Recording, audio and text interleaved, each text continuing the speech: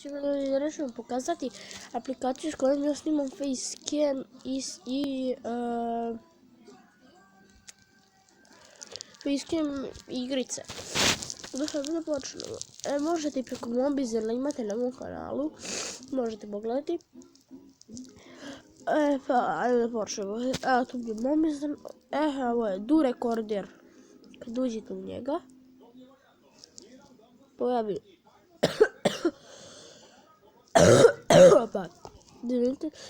vam se ovako. I da se idete u ovo. I ovdje imate screenshot. Upraviti kamera. I evo ga, tu vam se pojavi facecam. Evo sam mi ovaj jedan stao. Samo bizara. Vrata sam ja bolestan. Vidite? Isključit ćemo ovaj. I dalje mi je zapucao ovaj, nema veze.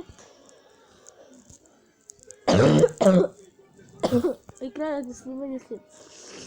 Sad ću isključiti facecam zato što... Isključiti sam facecam zato što...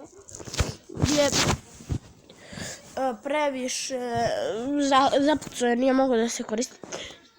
Pa da. Da, to je to od toga. Ako se sviđa video, ostavite like, share, subscribe, pozdrav.